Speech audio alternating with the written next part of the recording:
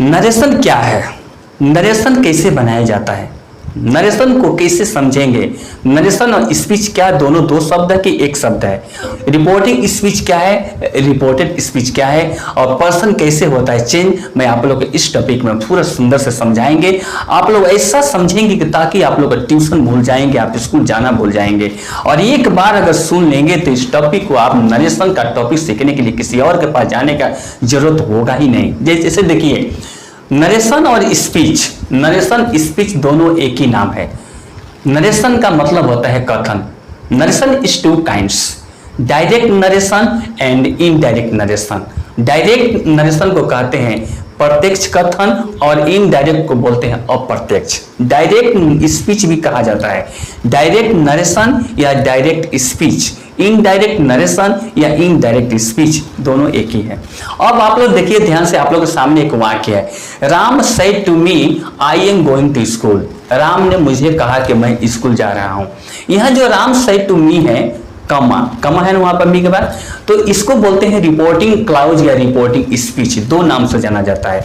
और इसके बाद जो है I am going to school जो है सेंटेंस है, जो कि डबल कामा के अंदर बंद है, उसको बोलते हैं इन्वर्टेड कामा। उस कामा के अंदर जो वाक्य बंद होता है उसको बोलते हैं रिपोर्टेड स्पीच। तो जो I am going to school जो इन्वर्टेड कामा के अंदर बंद है उसको बोलते हैं हम लोग रिपोर्टेड क्लाउज या रिपोर्टेड स्पीच। क्या बोले हैं, रिपोर्टेड स्पीच या रिपोर्टेड क्लाउज। जो सेंटेंस इन्वर्टेड कामा के बाहर है, जैसे राम सेड टू मी, इसको बोलते हैं रिपोर्टिंग क्लाउज या रिपोर्टिंग स्पीच के नाम से जाना जाता है। तो आप लोग ध्यान से सुनिए कि कैसे हम लोग how to change from direct speech to indirect speech, बहुत सुंदर से। और आप लोग का ध्यान से सीखना है कि अगर कोई भी reported speech, if any reported speech starts with any kinds of subject, then how will we change from direct speech to indirect speech? Direct से इनडायरेक्ट में कैसे बदलेंगे, यानी कि कोई सेंटेंस सब्जेक्ट से शुरू होता है रिपोर्टेड स्पीच का, तो उसे डायरेक्ट स्पीच से इनडायरेक्ट में कैसे बदलेंगे। तो ध्यान सुनिए, अब यहाँ पे एक सेंटेंस है, राम सेज, राम कहता है I am going to school, मैं स्कूल जा रहा हूं।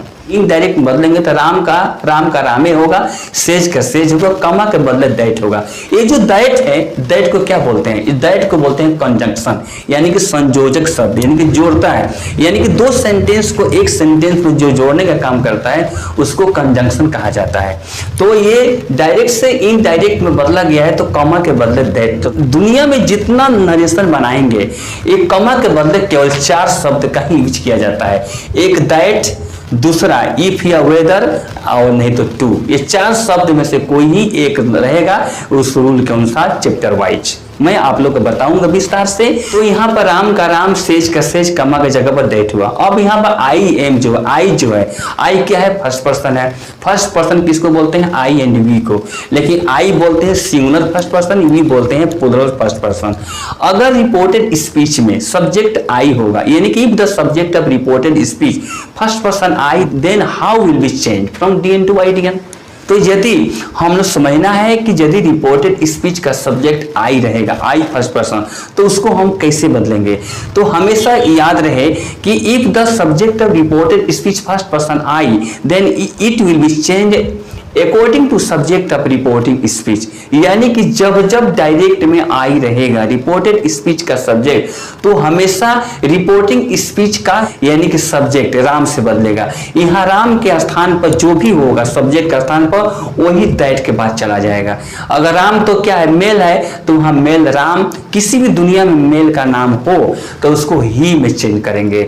अगर रिपोर्टिंग स्पीच का सब्जेक्ट फीमेल होता है, यानी कि स्त्री लेडीज होती, तो वहां पर सी हो जाता, मदर सिस्टर हो तो सी हो जाता, मीना गीता सीता नाम हो तो वहां सी हो जाएगा। और प्लूरल नंबर कोई बॉयज गर्ल्स होता, बहुवचन के रूप में, एक से ज्यादा, मोर देन 1 सब्जेक्ट, तो वहां पर दे हो जाएगा दैट के बाद, ठीक है ना। तो ये ध्यान रहे। और तो इसलिए जब वहां आई होगा तो आई को हो गया ही, और वहां पर आई के साथ एम लगा तो ही के साथ इज होगा। ये टेंस नहीं बदलेगा, क्योंकि रिपोर्टिंग स्पीच यदि प्रेजेंट टेंस का चारों टेंस और फ्यूचर टेंस का चारों टेंस में से किसी एक में होगा, तो उसे डायरेक्ट से इनडायरेक्ट में चेंज होने पर verb of reported speech will never change from direct speech to indirect speech. यानी कि रिपोर्टेड स्पीच का वर्ब यानी कि टेंस कभी नहीं बदलेगा।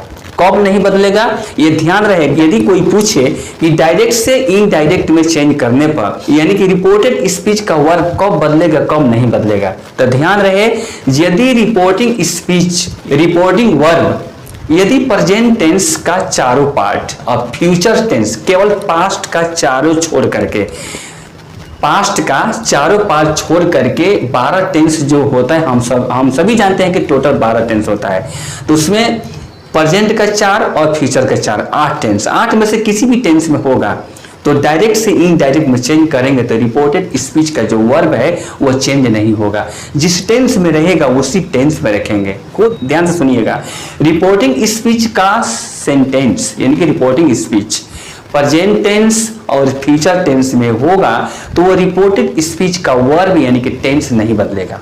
इसलिए वहां आई के साथ एम है तो ही के साथ इज होगा, वहां पर वज नहीं होगा। वज वहां होगा कब होगा, जब यह सेज के बदले यदि सैड होता है, रिपोर्टिंग स्पीच पास्ट टेंस में होता है तो वहां पर वज हो जाता है, यानी कि प्रेजेंट कंटिन्यूअस से पास्ट कंटिन्यूअस में वह चेंज होता है, लेकिन यहाँ पर चेंज नहीं होगा। अब दूसरा सेंटेंस देखिए, अब यहाँ पर ही सेज टू मी, वह मुझसे कहता है यू आर माई फ्रेंड, आप मेरे मित्र हो, वो मुझसे कहता कि आप मेरे मित्र हो। अब यहाँ पर ही सेज के बाद क्या है, टू है ना ऑब्जेक्ट, यानी कि सेज के बाद टू। देखिएगा ध्यान रहे कि यदि डायरेक्ट स्पीच में सेज के बाद टू कोई ऑब्जेक्ट हो तो सेज टू को टेल्स में चेंज करेंगे। से में एस है तो यहाँ टेल्स, ही टेल्स मी हो जाएगा, ही टेल्स मी दैट, कमा जगह पर दैट तो रहेगा ही। अब यू बदलेगा कहाँ से, यू क्या है सेकेंड पर्सन है। हमेशा ध्यान रहे आप लोगों को कि यदि रिपोर्टेड स्पीच का subject second person, if the subject of reported speech second person you, then it will be change according to object of reporting speech. ये ध्यान रहे, यदि रिपोर्टेड स्पीच का सब्जेक्ट सेकेंड पर्सन यू होगा तो हमेशा reporting speech का object से बदलेगा, हमेशा सब्जेक्ट से नहीं बदलेगा। अब सब्जेक्ट से बदलेगा कौन, फर्स्ट पर्सन आई बदलेगा, लेकिन ऑब्जेक्ट से क्या बदलेगा, यू बदलेगा।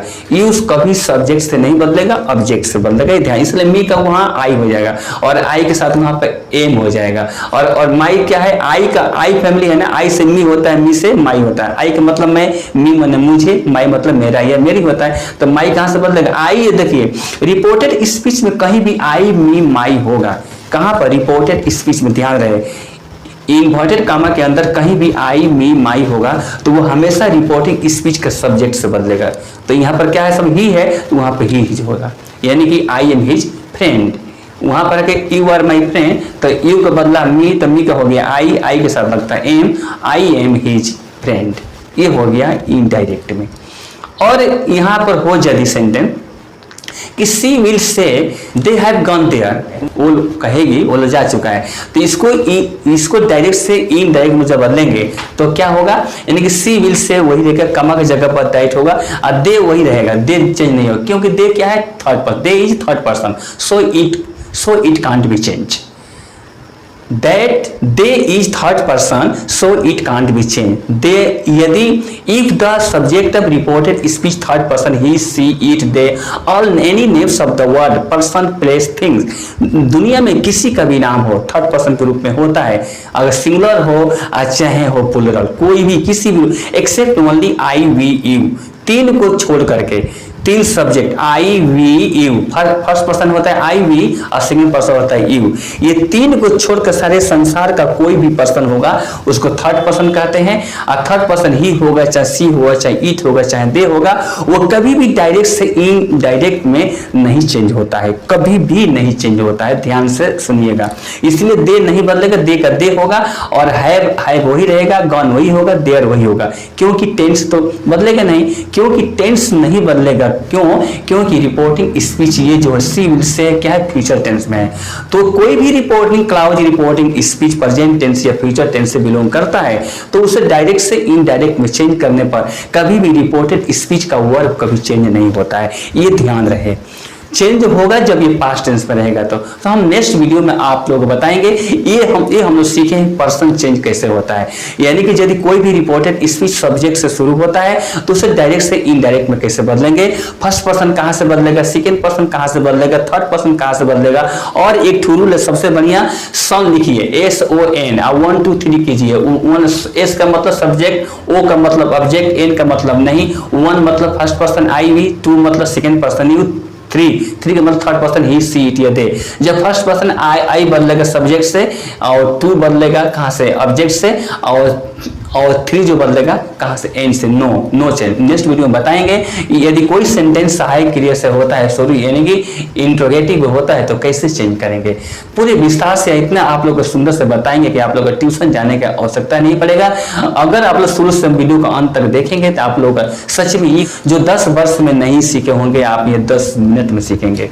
यदि वीडियो आप लोग अच्छा लगे तो लाइक कीजिएगा, शेयर कीजिएगा और सब्सक्राइब कीजिएगा। जय हिंद, जय भारत, वंदे मातरम।